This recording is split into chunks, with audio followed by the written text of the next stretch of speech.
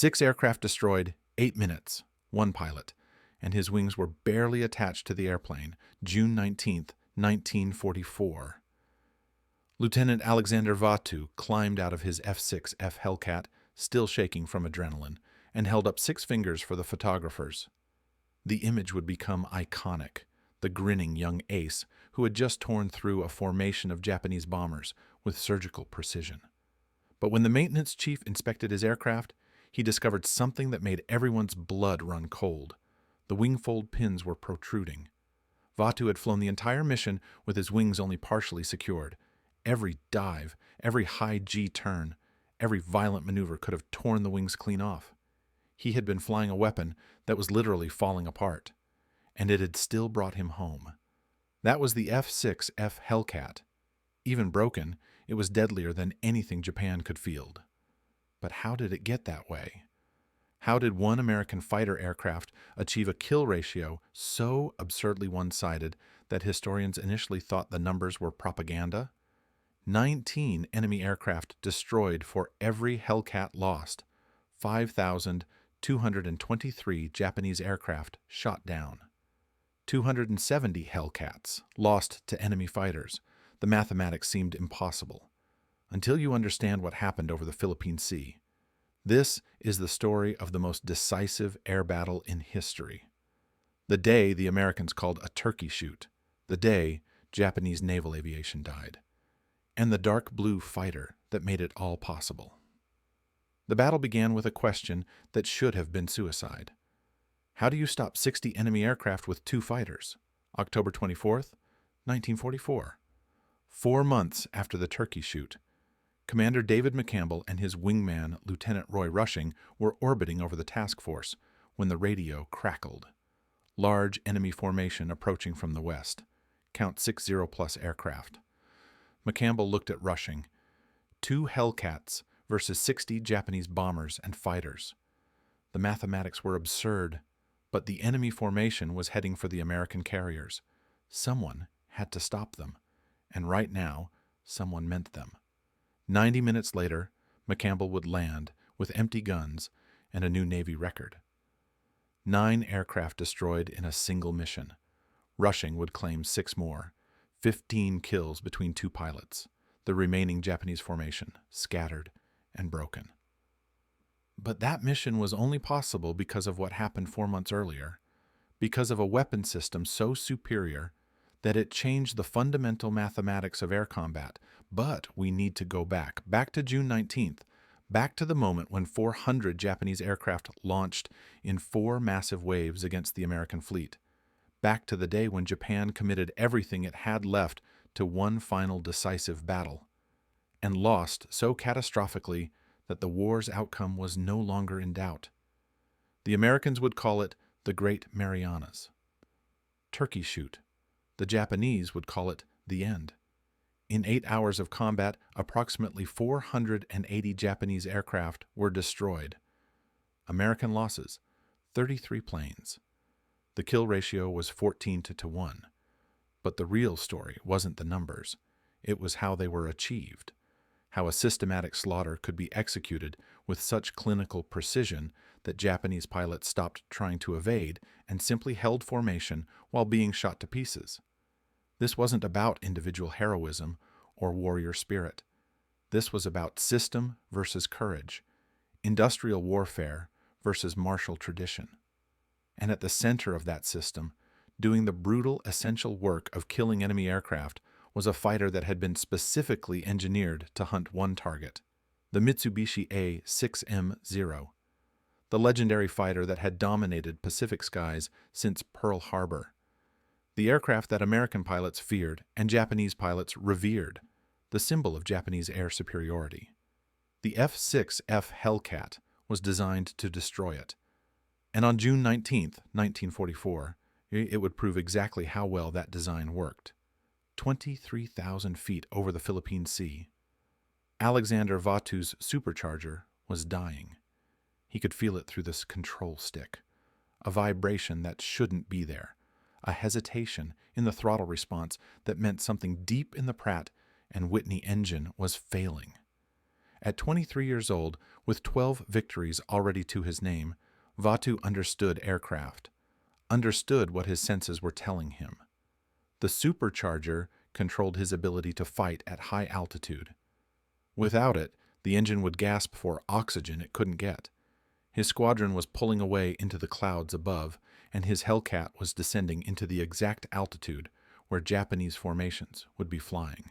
The instrument panel told him everything he needed to know: manifold pressure fluctuating, oil temperature climbing, altitude unwinding through 22,000, 21,000, 20,000 feet. He leveled off at 18,000, and the engine smoothed out, still running rough, but running. Behind the armor plate that protected his back and below his seat, behind the bulletproof glass windscreen that could stop a 20mm cannon shell, Vatu made his decision. He would lead his division back toward the task force. If they encountered the enemy along the way, well, that's what the .650 caliber Browning machine guns were for. 275 miles to the west, another pilot was making his own calculations. Lieutenant Zenji Abe had been flying since Pearl Harbor.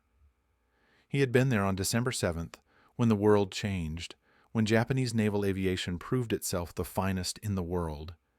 He had flown the Mitsubishi A6M0 when it was invincible, when American pilots dove away from combat rather than face it in a turning fight. But that was 3 years ago. 3 years that felt like 3 lifetimes. Now, leading a formation of boys with less flight time than he had accumulated in his first month of training, Abe was flying toward something his instincts told him was wrong. The Americans had been quiet for too long. The radar reports, what few they had, suggested massive formations. And somewhere ahead, though he couldn't see them yet, were those dark blue fighters that had been systematically destroying every Japanese aircraft they encountered. The F6F Hellcat wasn't supposed to exist. When the Zero first appeared over China in 1940, then devastated Allied air forces across the Pacific in 1941 and 1942, it seemed unbeatable. Lightweight, maneuverable, with a rate of climb that let it dominate any altitude, the Zero represented Japanese philosophy of warfare made metal. Speed and agility over protection, skill over firepower, the warrior's spirit over industrial might. American pilots in their Grumman F4F Wildcats learned quickly that turning with a Zero was suicide. The Japanese fighter could outturn, outclimb, and outrange anything the Americans could put in the air. So, American pilots developed new tactics: the thatch weave, boom and zoom, never turn with a Zero, use speed and altitude, hit and run. But tactics only took you so far. Eventually, you needed a better weapon. Grumman Aircraft Engineering Corporation delivered that weapon in June 1942. The XF6F1 prototype first flew with Chief Test Pilot Robert Hall at the controls, and even in that first flight, everyone who saw it knew this fighter was different. It was big. 13 feet, 4 inches from the ground to the top of the canopy. Wingspan of 42 feet, 10 inches. Empty weight of 9,238 pounds, more than 3,000 pounds heavier than a Zero. Where the Zero was elegant and light, the Hellcat was brutal and heavy. Where the Zero prioritized maneuverability, the Hellcat prioritized survival. Every pound of that extra weight served a purpose. Armor plating around the cockpit thick enough to stop machine gun bullets and small cannon shells. Armor protecting the oil cooler and oil tank, because a single bullet in either meant a dead engine and a dead pilot. Self-sealing fuel tanks that used layers of rubber which swelled when punctured, closing the hole before fire could start. Bulletproof glass in the windscreen. The Hellcat was designed around a simple principle: bring the pilot home. But protection was only part of the equation. The heart of the Hellcat was the Pratt & Whitney R2, 1810 double wasp engine, and it was a masterpiece of American engineering. 18 cylinders arranged in 2 rows of 9, 2,000 horsepower at standard military power. With water injection for combat emergency power, it could push to 2,200 horsepower. The three-bladed Hamilton Standard propeller converted that power into speed and climb rate that exceeded anything the Japanese could field. Maximum speed of 380 miles per hour, rate of climb exceeding 2,500 feet per minute at sea level. At 20,000 feet, where much of the combat happened, the Hellcat could still climb at 2,000 feet per minute. The Zero, by comparison, managed perhaps 1,500 feet per minute at that altitude, and that rate decreased rapidly as it climbed higher. The armament installation made the Hellcat not just a fighter, but an assassin. 6 Browning M250 caliber machine guns, 3 in each wing. Each gun fed from a 400-round ammunition box, giving the pilot 2,400 rounds total. The guns were staggered in the wings to prevent interference, and they were bore-sighted to converge at 300 yards. At that range, all 6 streams of bullets met in a pattern roughly 6 feet in diameter. A 2-second burst put 200 rounds into that small space. Nothing flew through that and survived. The Zero typically carried 2 Type 99 20mm cannons with only 60 rounds each, plus 2 7.7mm Type 97 machine guns. While the 20mm was more powerful per round, the limited ammunition meant Zero pilots had to be extremely careful with their shooting. They had to get close, had to be precise, had to make every round count. Hellcat pilots could fire long bursts, walking their tracers onto target, hosing entire sections of sky with lead. Vatu had fired his guns enough to know exactly what that convergence pattern could do.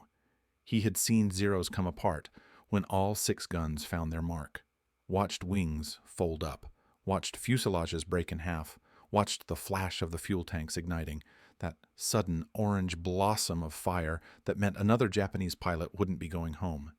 He had 12 victories already, 12 aircraft destroyed, 12 pilots dead or in the water. He tried not to think about that part. You couldn't think about that part and still do the job. You focused on the aircraft, the machine, the target. You forgot that inside the cockpit was a man probably no older than you, probably scared, probably thinking about home. You forgot all of that, and you pressed the trigger, and you watched the tracers converge, and you moved on to the next target. The morning had started routine. Pre-dawn breakfast in the wardroom, the usual powdered eggs and coffee that tasted like it had been made from rust. Then to VF-16's ready room, where Lieutenant Commander Paul Bouy briefed the mission. Combat air patrol over the task force. The Japanese were coming. Everyone knew they were coming. The question was when and from where. The radar had been tracking contacts at extreme range for hours, formations appearing and disappearing at the edge of detection. Something big was developing. Vatu had climbed into his Hellcat in the pre-dawn darkness, going through the checklist by touch and memory. Fuel, full. Oil pressure, good. Magnetos, check. Hydraulics, check. Guns charged, ready. The plane captain had given him thumbs up and pulled the chocks. The big fighter had rolled forward, following the yellow taxi director to the catapult. Then the acceleration, the kick in the back, the sudden transition from shipbound to airborne, and he was climbing into the dawn with his division behind him. That had been 3 hours ago. 3 hours of patrol, of scanning the sky, of checking 6 o'clock and doing it again because the guy who didn't check 6 o'clock didn't survive long enough to learn from his mistake. 3 hours of fuel burning away, of the task force below steaming in formation, of waiting for something to happen. And then the supercharger had started failing, and suddenly Vatu's war had gotten very personal, very fast. He scanned the sky below him. The water was dark blue, almost black, and the clouds cast shadows that looked like ships, but weren't. And then he saw them. At first, just dots against the water, darker than the shadows. Then more dots. Then a formation so large it took him several seconds to count them. Judy dive bombers, the Yokosuka D-4Y, flying in tight formation at maybe 10,000 feet. They were headed straight for the American carriers. They hadn't seen him yet. He was above them, behind them, with the sun at his back. every advantage except the mechanical problem that kept his Hellcat from climbing back to altitude where it belonged. Vatu keyed his radio. "This is Blue 7, large formation of Judy's Angels 10, heading 090, I'm going in." He pushed the stick forward. The Hellcat nosed over and gravity did the rest. The airspeed indicator needle swung right, 200 knots, 250, 300. The wind noise increased. The vibration from the damaged supercharger got worse, but the engine kept running. The Judys were getting bigger in his gun sight. He could see individual aircraft now, could see the gunners in the rear cockpits, could see the bombs slung under the fuselages. They were so thick against the water below, like a plate of cookies. He selected the lead bomber, centered it in his reflector gun sight. The range closed. 600 yards, 500, 400. At 300 yards, his 6 guns were perfectly converged. He pressed the trigger. Nothing happened. The guns had failed to charge. His thumb found the charging switch. Tried again. The Judy was growing larger. The rear gunner had seen him. Tracers arced past his canopy. 200 yards. The Japanese gunner was good. One round punched through Vatu's windscreen, spiderwebbing the bulletproof glass, but not penetrating. The charging mechanism cycled. He pressed the trigger again.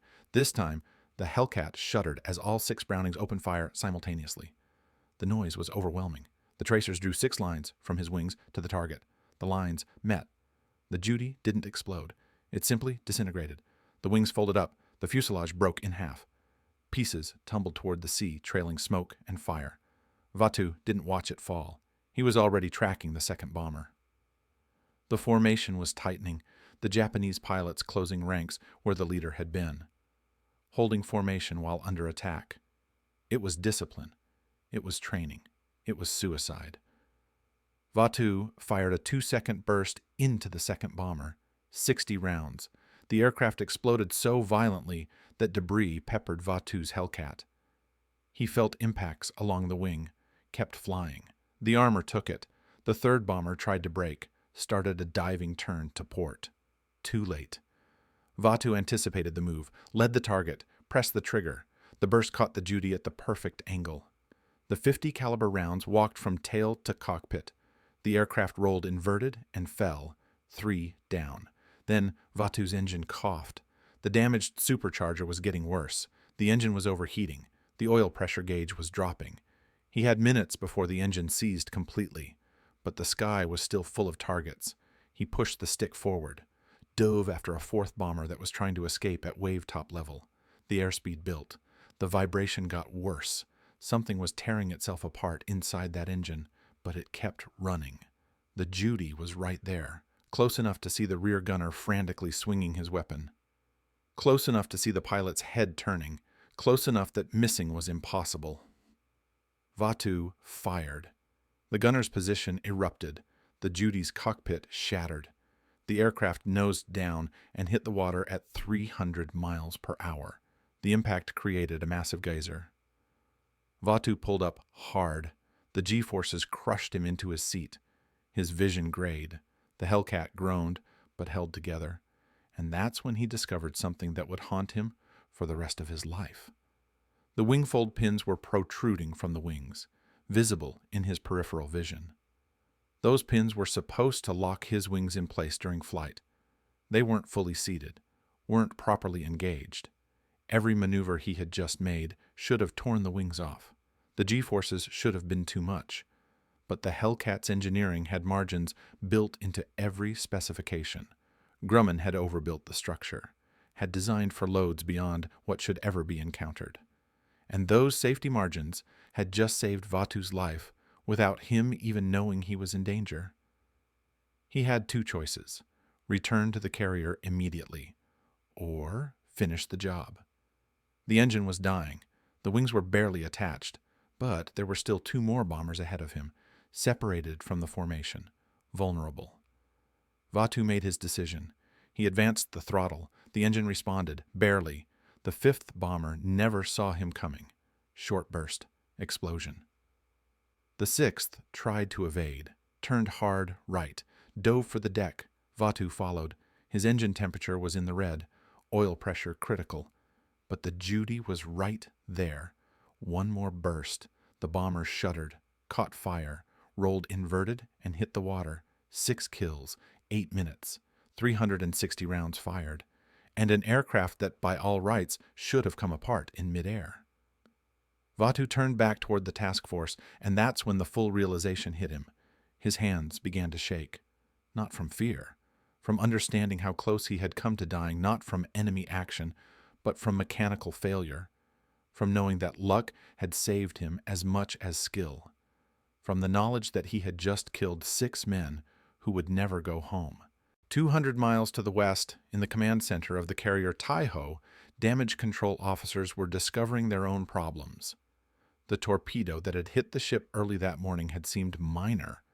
One hit forward of the island near the elevator.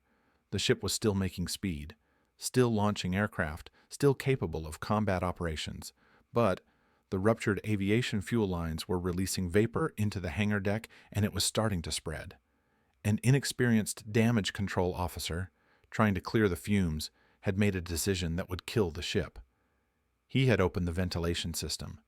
Instead of venting the fumes overboard, the ventilation system was spreading them throughout the vessel. In the passageways and compartments below decks, the concentration of fuel vapor was approaching the explosive threshold. The ship was a floating bomb, and the fuse was already lit.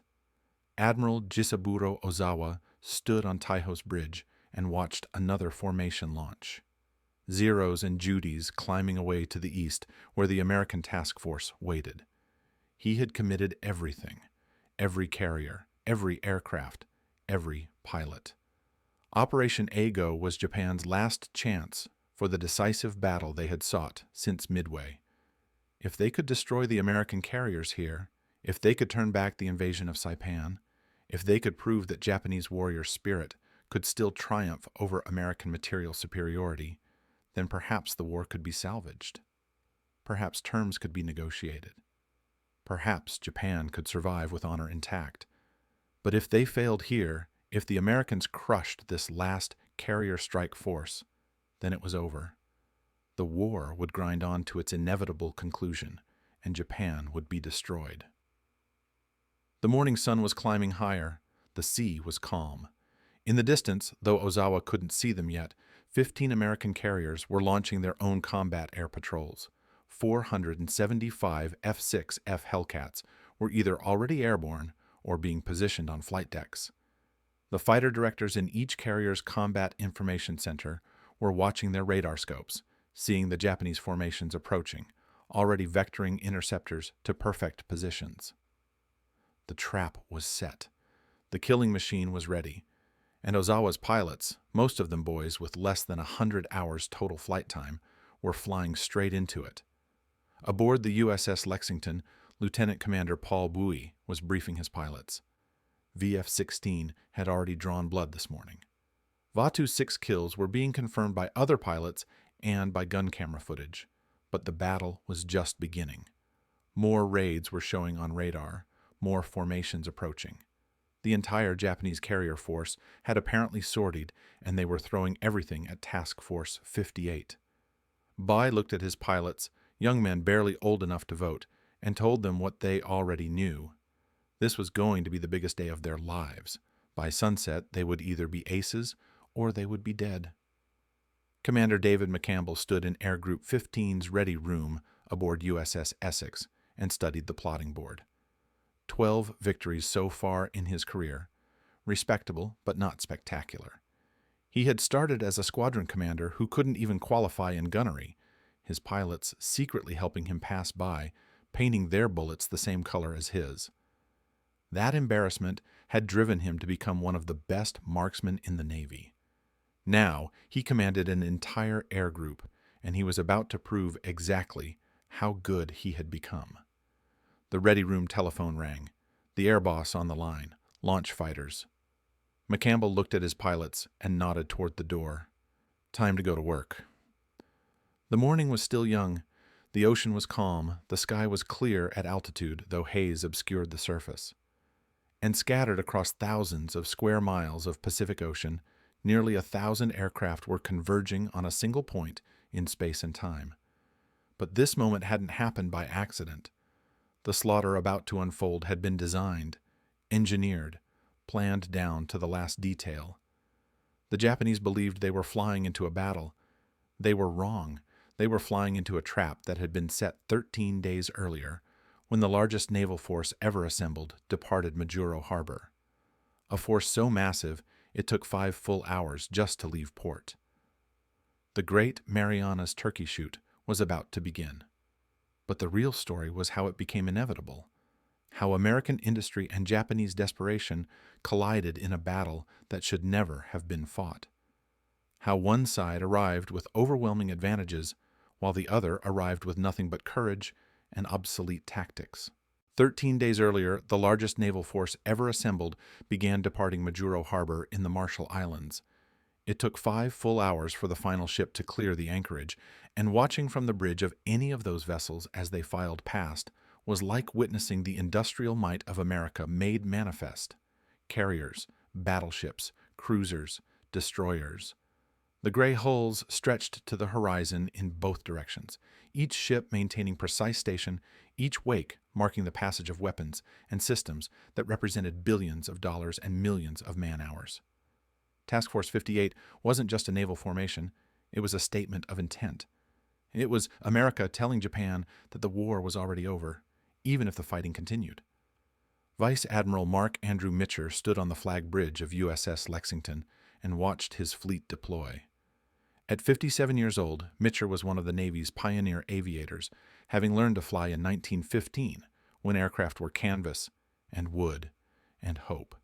He had been flying when most of his current pilots were still in diapers. He understood naval aviation in his bones, understood what carriers could do and what they couldn't, understood that the men he commanded were the most important asset he possessed. Ships could be replaced, aircraft could be built, but trained pilots, experienced leaders, men who could make decisions under fire and bring their squadrons home, those were irreplaceable. He intended to use his overwhelming advantages in numbers and technology to kill as many Japanese aircraft as possible while losing as few Americans as possible. It wasn't chivalrous. It wasn't sporting. It was industrial warfare, and Mitcher understood it perfectly. The force was organized into 4 task groups, each capable of independent operations but coordinated to provide mutual support. Task Group 58.1, under Rear Admiral Joseph James Jocko Clark aboard USS Hornet, included the carriers Yorktown, Belleau Wood, and Bataan. Clark was aggressive, some said recklessly so, but his results spoke for themselves. Task Group 58.2, commanded by Rear Admiral Alfred Eugene Montgomery from USS Bunker Hill, included Wasp, Monterey, and Cabot. Montgomery was methodical, thorough, less flashy than Clark, but equally effective. Task Group 58.3, under Rear Admiral John Wilkes Reeves aboard USS Enterprise, included Lexington, Princeton, and San Jacinto. Reeves had the heaviest carriers, and he knew how to use them. Task Group 58.4, commanded by Rear Admiral William Keane Harrell from USS Essex, included Langley and Cowpens. Together, these 4 groups controlled 15 fast carriers. 7 battleships provided anti-aircraft support and surface bombardment capability. 21 cruisers added more firepower. 69 destroyers screened against submarines and surface threats. The carriers alone carried 956 aircraft, with 475 of them being F6F Hellcats. Against this armada, Admiral Jisaburo Ozawa could muster 9 carriers. The newest and largest was Taiho, displacing over 30,000 tons and serving as Ozawa's flagship. The Pearl Harbor veterans Shokaku and Zuikaku, scarred by years of combat but still formidable. The light carriers Junyo, Hiyo, and Ryuho. The converted carriers Chitose, Chiyoda, and Zuiho. Together they carried approximately 430 aircraft. The number seemed almost balanced. 9 carriers versus 15. 430 aircraft versus 956. But numbers only told part of the story. The part that mattered, the part that would decide the battle before the first shot was fired, was the quality of the pilots manning those aircraft. In the ready rooms of Ozawa's carriers, young men barely out of training reviewed procedures they had practiced only a handful of times. Many had less than 100 hours total flight time. Some had as little as 50 hours. A few, the desperate cases rushed through training because Japan needed pilots now, had barely 40 hours before being assigned to carriers. They had never fired their guns in training because Japan was running short of ammunition and what little they had needed to be saved for combat. They had practiced carrier landings perhaps a dozen times. They knew the theory of combat tactics, but had no experience in actual air-to-air fighting. They were being asked to fight veterans with 3 times their flight time and 10 times their combat experience. They were being asked to fly aircraft that, while legendary, were obsolete compared to what they would face. And they were being asked to do this because Japan had no other choice. The American ready rooms presented a stark contrast. Pilots averaged 300 to 400 hours of flight time before reaching their squadrons. They had practiced carrier landings dozens of times on converted Great Lakes paddle wheelers, the safe training carriers where mistakes meant embarrassment rather than death. They had fired thousands of rounds in gunnery practice, learning exactly where their bullets would go at what range. They had flown formation until it was instinctive. They had practiced intercepts and defensive tactics until they could execute them half asleep. And crucially, they had been taught by veterans who had been rotated home from combat specifically to pass on their experience. Lieutenant Commander John Smith, Jimmy Thatch, inventor of the defensive weaving tactic that bore his name, had gone home to train new pilots. His combat lessons were now institutionalized, taught to every fighter pilot. The Japanese kept their veterans in combat until they died, and by June 1944, almost all the Pearl Harbor and Midway veterans were dead. On June 11th, Task Force 58 arrived off the Marianas, and the systematic destruction began. The first fighter sweep launched at dawn, 208 Hellcats climbing into the morning sun and heading for the islands.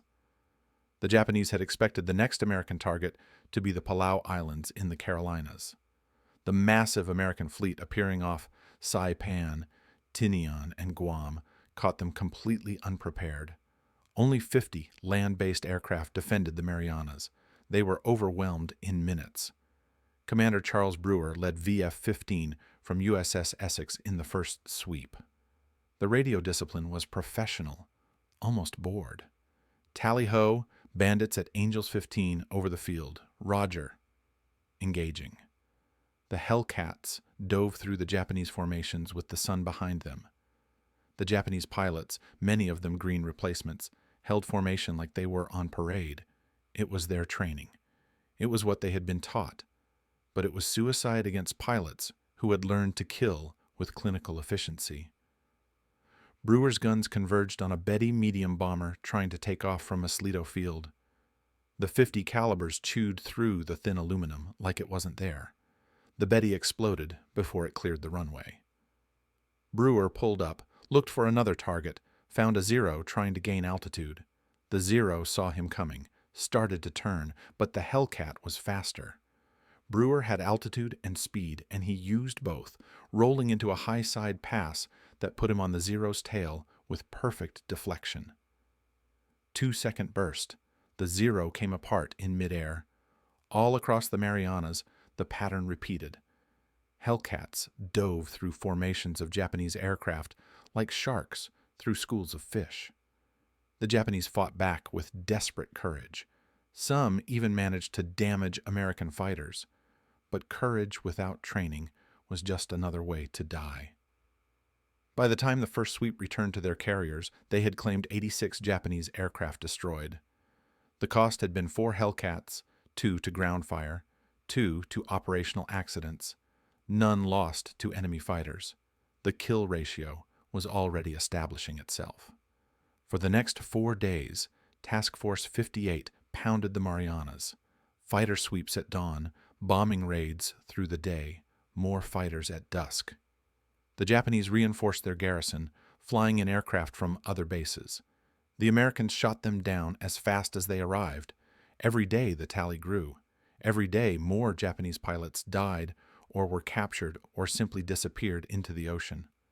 The systematic nature of it was almost industrial. Launch fighters, vector to targets, destroy enemy aircraft, return to carriers, refuel and rearm, launch again. By June 14th, American intelligence estimated they had destroyed over 200 Japanese aircraft in the Marianas. The island's air defenses had been effectively eliminated. On June 15th, the Marines landed on Saipan. The battle for the island would last weeks and cost thousands of American lives, but the crucial advantage had already been won in the air. Japanese aircraft couldn't bomb the landing beaches, couldn't strafe the troops, couldn't sink the transports.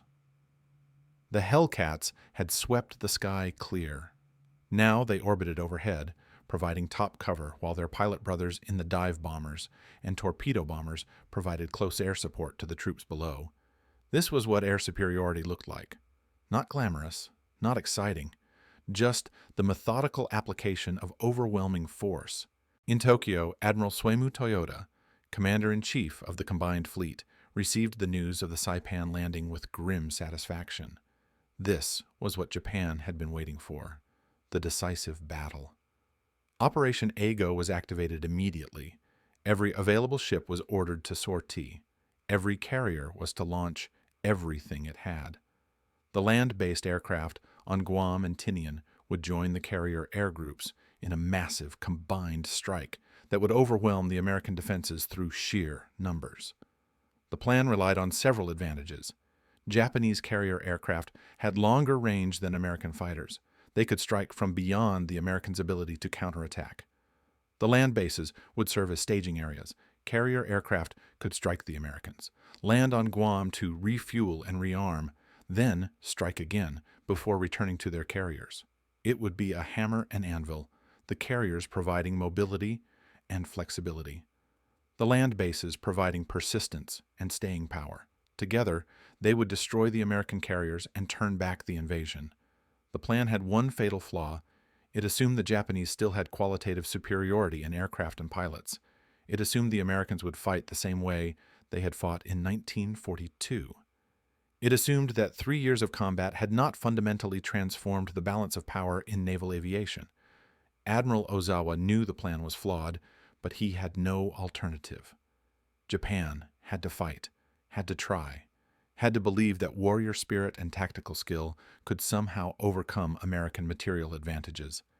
He sortied his carriers from Tawi-Tawi anchorage in the Philippines, knowing this was likely a one-way mission. If they won, Japan might survive a few more months.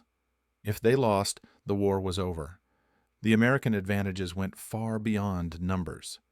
In the radar rooms of every carrier, operators sat in front of glowing scopes that could detect aircraft at 150 miles range. The SK and SK-2 radar systems gave 30 to 40 minutes warning of incoming raids. Fighter directors could see the entire battle developing on their scopes, could vector Hellcats to perfect intercept positions, could stack fighters at multiple altitudes to create a defensive net that nothing could penetrate. The Japanese had only visual detection. By the time they saw the Hellcats, they were usually already dead. The proximity-fused anti-aircraft shell was still classified top secret in June 1944, and the Japanese had no idea it existed. Traditional anti-aircraft fire required a direct hit or a very close miss to damage an aircraft. The gunners had to estimate range and altitude, set the shell fuses accordingly, and hope the aircraft flew through the burst. It was inefficient and rarely effective. The new proximity fuse used a miniature radar in each shell that detected when the shell passed near an aircraft and detonated automatically. Suddenly, every anti-aircraft gun was vastly more effective. Any Japanese aircraft that survived the fighter screen would face a wall of exploding shells that didn't require direct hits to kill. The communications advantage was equally critical. American fighters used VHF radios with standardized procedures and terminology. Break right, blue 2. 0 on your 6. Roger, breaking right. Thanks, lead. Pilots could coordinate attacks, warn each other of threats, maintain situational awareness even in the chaos of combat. The Japanese radios were notoriously unreliable. many pilots flew without them to save weight, using hand signals that were impossible to see in combat. They fought as individuals rather than teams, and that made them vulnerable to the coordinated tactics the Americans had perfected. Warrant Officer Sakio Komatsu was 32 years old, a veteran pilot with years of experience. He was also one of the few in Ozawa's force who understood exactly how desperate Japan's situation had become. He had flown from carriers since before the war. He had been at Pearl Harbor. He had survived Midway. He had watched Japan's advantage in pilot quality erode with every battle. The best pilots kept dying, and the replacements kept getting greener. Now he was leading formations of boys who could barely fly their aircraft, let alone fight in them. On the evening of June 18th, Komatsu wrote a letter to his wife. He didn't say goodbye explicitly because the censors wouldn't allow it, but he told her he was proud to serve, that he regretted not spending more time with their children, that he hoped she would remember him well. He sealed the letter and gave it to the ship's postal clerk. Then he went to his quarters and prayed, not for victory, just for the chance to die well.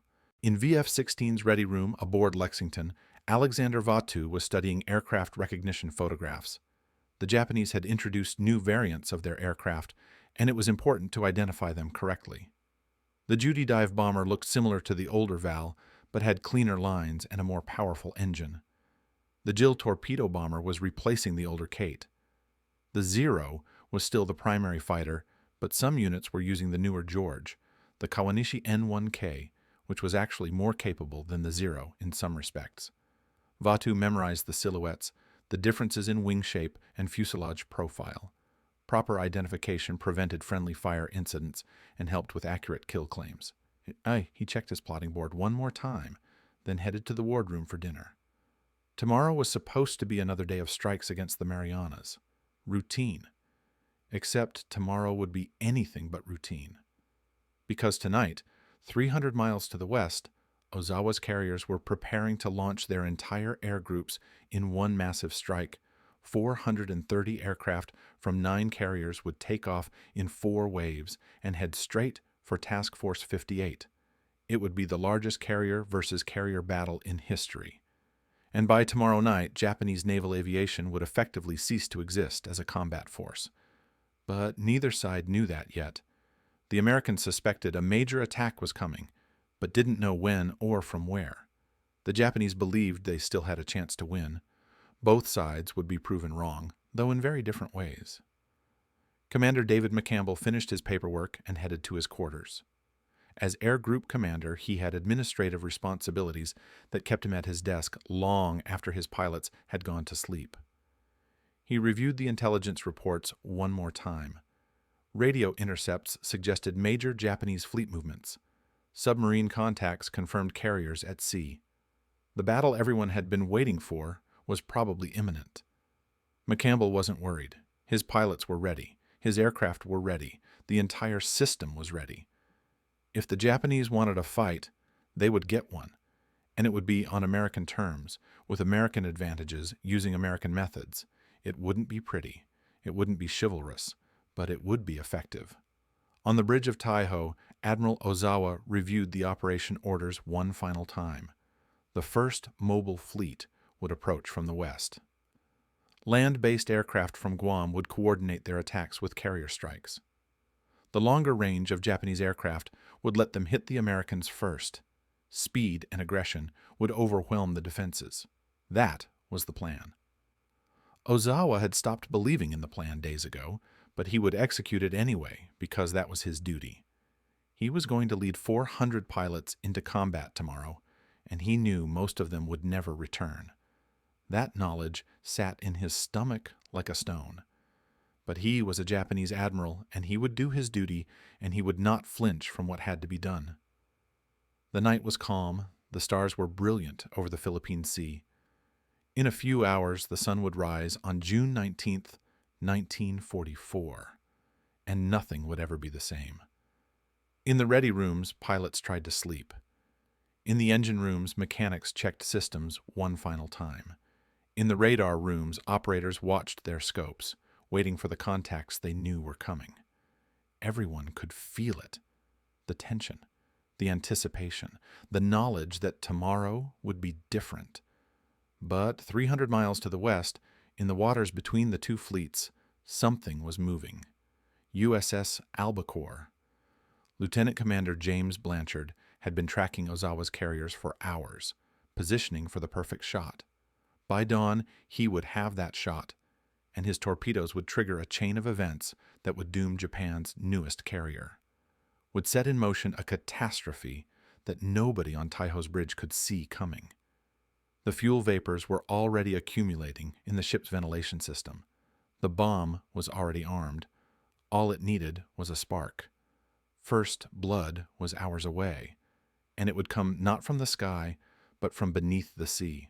The torpedo wakes were perfectly straight lines in the dark water, pale trails against the deep blue of the Philippine Sea.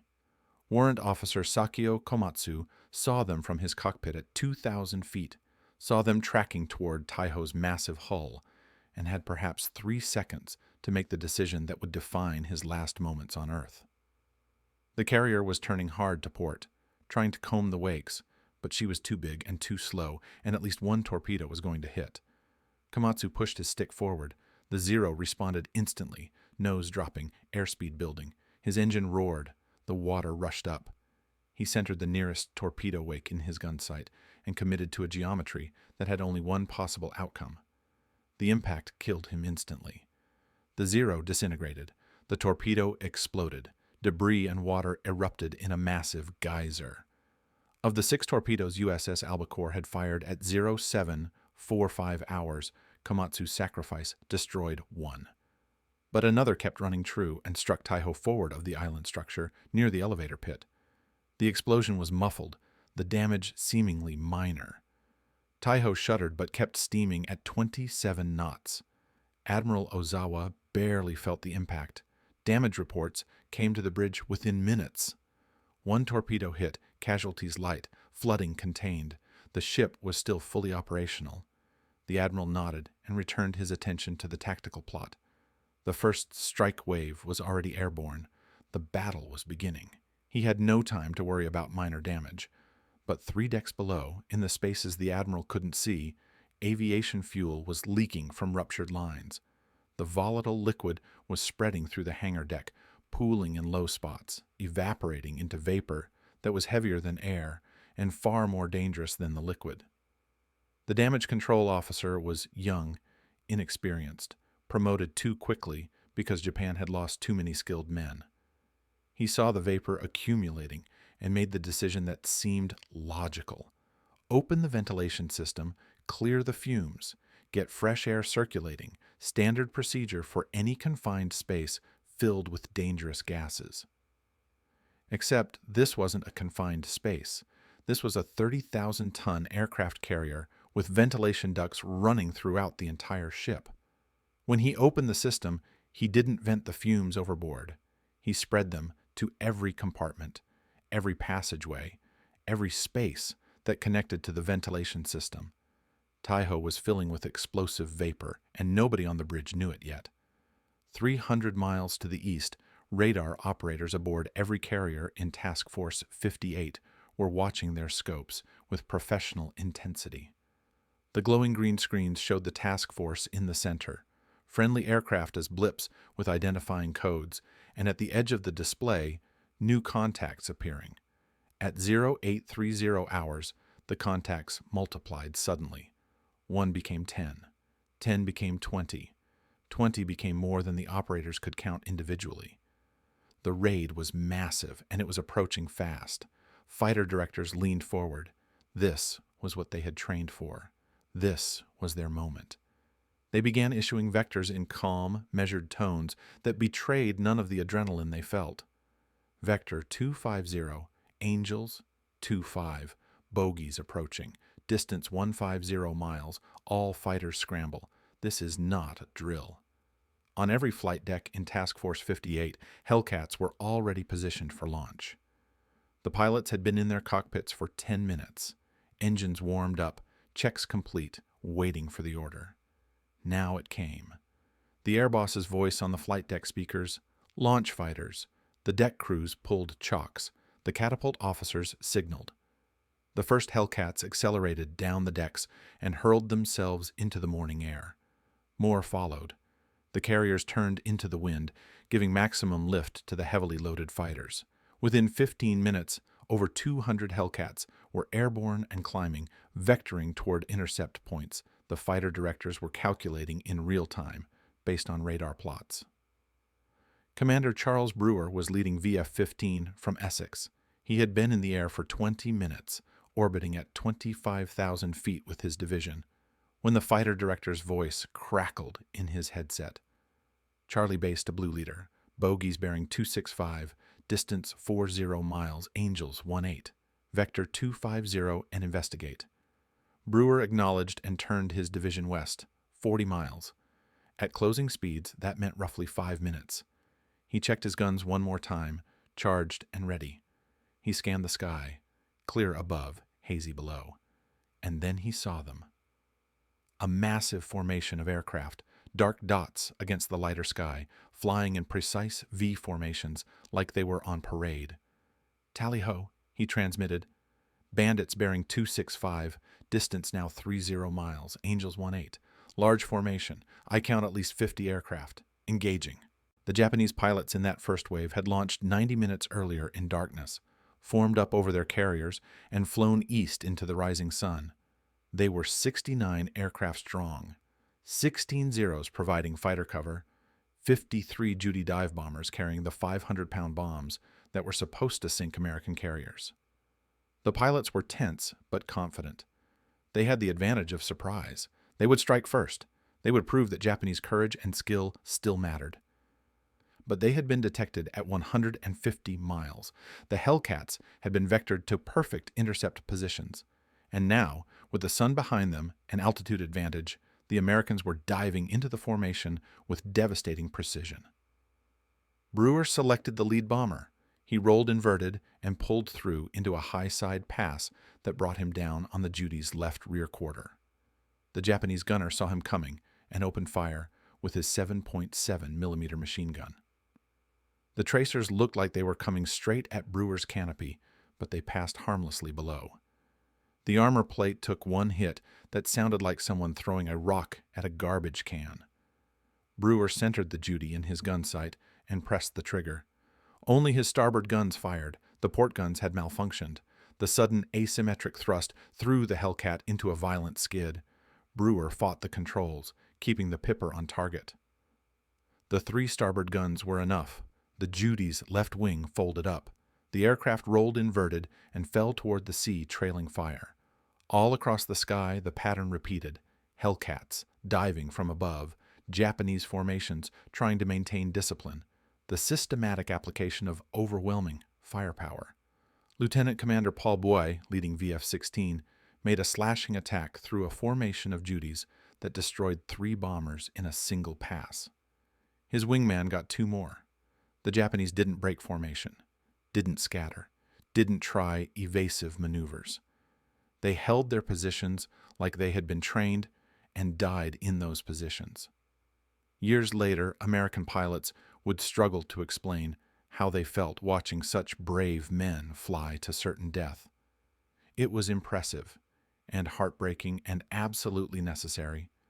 The bombers had to be stopped before they reached the carriers. Every bomber that got through could sink a ship and kill hundreds of men. There was no room for mercy. Commander David McCampbell was at 25,000 feet when he spotted a formation below him. A dozen Judys in tight V formation with 0 escorts above them. He positioned his division for a high-side run that would take them through the bombers and away before the Zeros could react. He rolled in, the dive steepened, the airspeed built. The Judys grew larger in his gun sight. He selected the lead aircraft. At 400 yards, he pressed the trigger. Only the starboard guns fired. The asymmetric thrust threw the Hellcat into a violent skid. The nose yawed left. The target was sliding out of his gun sight. McCampbell fought the controls. His left hand found the gun charging handle, tried to clear the jam. The port guns still wouldn't fire. The Judy was pushing over, diving away, gaining speed. McCampbell was in a stern chase now, with only 3 guns working. He advanced his throttle to combat emergency power. The water injection kicked in, 2,200 horsepower. The Hellcat accelerated. The range closed, but 3 guns meant half his firepower. He would need twice as long on target, would burn twice as much ammunition per kill, would be vulnerable for twice as long. He centered the fleeing bomber in his sight, held the trigger down. The 3 starboard guns hammered, tracers reached out, found the target. Pieces flew off the Judy, the dive steepened. The bomber was pulling away again. McCampbell stayed with it, kept firing. Finally, the Judy's wing folded. The aircraft broke apart. 1 kill, but he had burned 200 rounds, had only 1,200 left, and dozens of enemy aircraft remained. He pulled up, tried the port guns again. This time, they fired. All 6 guns working now. Whatever had jammed had cleared. McCampbell climbed back to altitude, found another target. This time, when he pressed the trigger, all 6 guns responded. The bomber exploded. He positioned for another pass. The kills accumulated. 3, 4, 5. By the time the engagement ended, McCampbell would claim 7 victories for the day. His wingman, Lieutenant Roy Rushing, would add his own kills to the tally. The fighter directors were orchestrating the battle with precision that bordered on art. They could see everything on their radar scopes, could see the American fighters converging from multiple directions, could see the Japanese formations disintegrating under the attacks, could vector fresh fighters to intercept any groups that broke through. Lieutenant Joseph Edgar aboard Lexington was credited with vectoring fighters to intercept 35 enemy aircraft. He sat in the darkened Combat Information Center, watching the glowing scope, speaking in the calm, measured tones of a professional doing his job. Vector 090, blue flight. Bogies at your 2 o'clock, distance 15 miles, Angels 20. Intercept and destroy. And 15 miles away, 8 Hellcats would turn toward the threat, and the Japanese pilots would never know what hit them. The first wave was being annihilated. Of 69 Japanese aircraft, 42 were shot down. The few survivors who returned to their carriers reported scenes of horror. Hellcats, everywhere coming from above, from the sides, always with superior speed and firepower. The second wave of 128 aircraft launched at 0900 met an even worse fate. By now, every Hellcat in Task Force 58 was either airborne or ready to launch. The fighter directors had perfect radar plots of the incoming raid. The Japanese flew into a wall of Hellcats positioned at perfect intercept altitudes. Lieutenant Eugene Valencia of VF-9, flying from USS Yorktown, had developed what he called the mowing machine tactic. Working with 3 other pilots, James French, Clinton Smith, and Harris Mitchell, Valencia had created perhaps the deadliest division in naval aviation. They would later claim 50 victories between them, but on June 19th, they were part of the larger defensive effort. Fighting Squadron 1 from Yorktown had a spectacular day. Led by Commander Smokescreen, VF-1 claimed 37 Japanese aircraft destroyed. Lieutenant Junior Grade George Carr shot down 5 planes, becoming an ace in a single day. The squadron's Hellcats dove from 24,000 feet into masses of Japanese aircraft 10,000 feet below, their 6 guns blazing. The technical superiority of the Hellcat was overwhelming. Where the Zero weighed 5,313 pounds loaded, the Hellcat weighed 12,598 pounds. That extra weight was armor plating, self-sealing fuel tanks, and structural strength. The Zero's pilot sat behind a thin aluminum panel. The Hellcat's pilot was protected by armor plate behind and below, bulletproof glass in front. The Zero's fuel tanks would explode from a single incendiary bullet. The Hellcat's tanks would seal themselves using layers of rubber that swelled when punctured. The engine difference was equally decisive.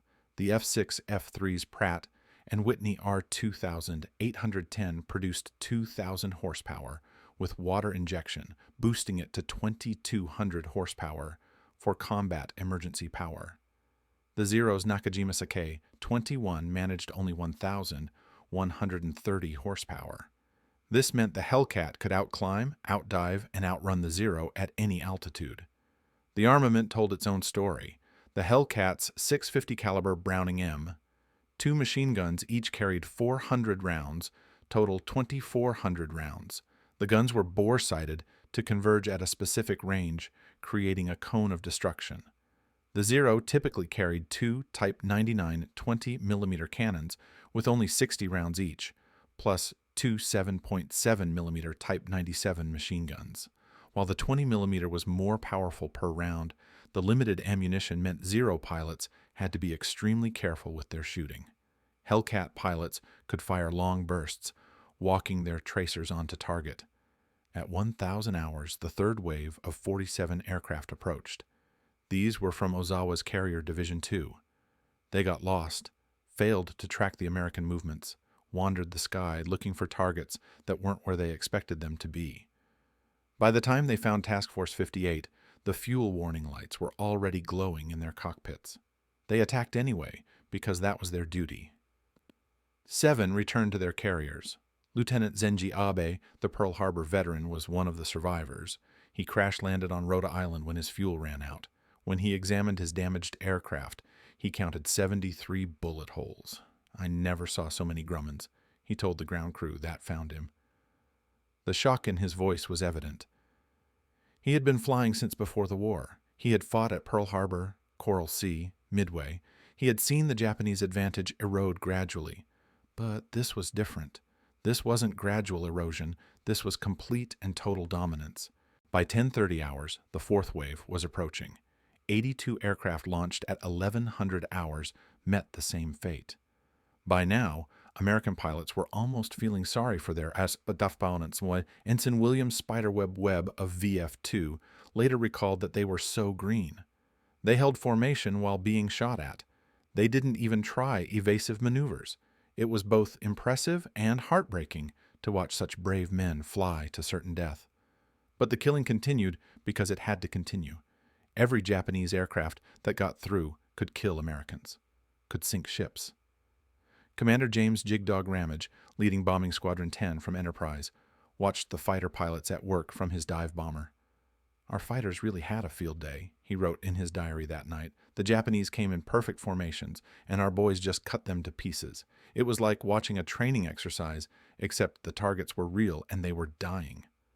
At 11:18 hours, USS Kavala, commanded by Lieutenant Commander Herman Kostler, fired 6 torpedoes at the carrier Shokaku. The submarine had been tracking the Japanese carrier for hours, maneuvering into perfect position. Kostler had waited patiently, using his periscope only for brief looks, staying deep to avoid detection. Now he had a perfect setup. The carrier was steaming at 20 knots on a steady course. Range was 1,200 yards. The firing solution was clean. He gave the order to fire all bow tubes. 6 torpedoes left the submarine in quick succession. Kavala went deep immediately, expecting the destroyers to counterattack. The depth charges came minutes later, pounding the submarine, shaking every rivet, but Kavala was already deep and moving away. On Shokaku's bridge, the officer of the deck saw the torpedo wakes too late. The carrier tried to turn, but she was too big and too slow. 3 torpedoes struck home in rapid succession. The explosions were catastrophic. Shokaku had been hit by torpedoes before, at Coral Sea, and had survived, but that was with experienced damage control crews and functioning systems. Now, after years of combat and constant repairs, with inadequate resources, her systems were failing. The damage control crews were inexperienced. The flooding spread faster than they could contain it.